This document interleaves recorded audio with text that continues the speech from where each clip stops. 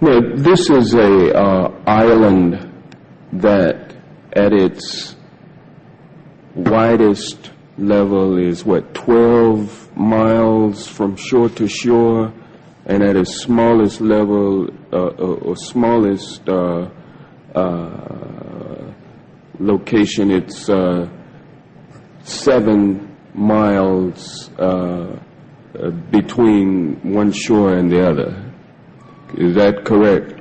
I don't have the exact dimensions, but to your point, sir, I think Guam is a small island. Very small island, and about 24 miles, if I recall, long.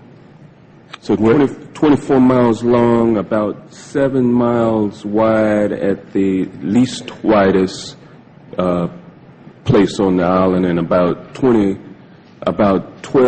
miles wide on the widest part of the island. And I don't know how many square miles that is. Do you happen to know? I don't have that figure with me, sir. I can certainly supply it to you if you'd like. Yeah, my fear is that the whole island will become so overly populated that it will tip over and capsize. We don't anticipate that. The Guam population, I think, currently about 175,000, and again, with 8,000 Marines and their families, it's an addition of about 25,000 more into the population. And also things like the environment, the sensitive areas of the environment, coral reefs and those kinds of things. And I know that, you know, lots of people don't like to think about that, but, you know, we didn't think about global warming either. And now we do have to think about it. And so I'm concerned from an environmental standpoint whether or not Guam is the best place to do this relocation, but it's actually the only place. Is that correct? This is the best place. This is the farthest west U.S. territory that we own. And, you know, this is part of our nation. And in readdressing the forward presence and posture importance to Pacific Command, Guam is vital to this decision.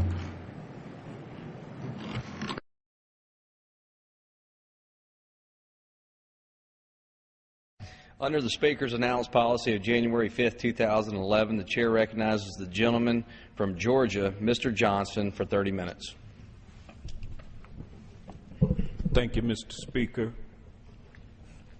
Mr. Speaker, I was thinking to myself earlier today, what happens when you put in a cage fight a giant in with a midget? Well, the midget will not win the fight. I'm going to tell you that. Why? It just doesn't carry enough weight to do so.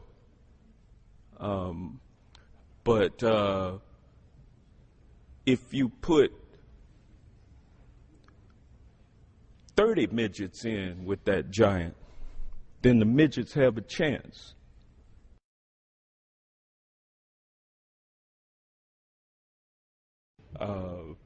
But to my discovery, just within the last 12 hours or so, I have found that the use of the the use of the M word is no longer socially acceptable. Now, the M word refers to a group of people, the little people. But when we say little people, I'm not talking about the Leona Helmsley little people. I'm not talking about the 47%. I'm not talking about the takers instead of the makers, as some would describe them. I'm not talking about the middle class, working people, working poor people. That's not what is meant by the little little people term. It really refers to a medical condition. Dwarfism is the name of that medical condition, and sometimes I guess one can even say abnormally small people, which to me is, I like that term better than dwarfism.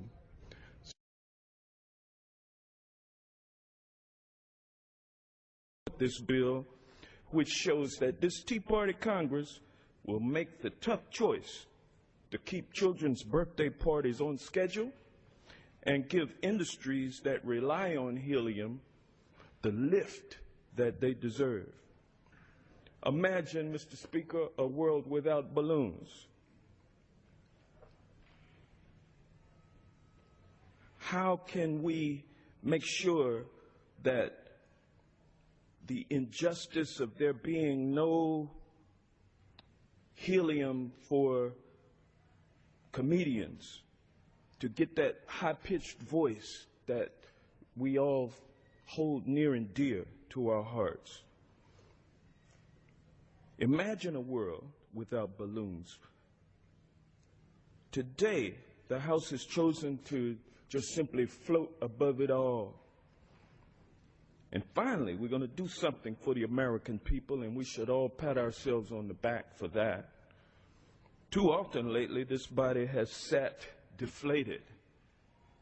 Not for a lack of hot air, mind you, but seriously, ladies and gentlemen, unlike a noble element, this House has failed to act on Americans' real concerns. There are serious reasons to support this bill, and I do look forward to supporting it. The substance of this bill is not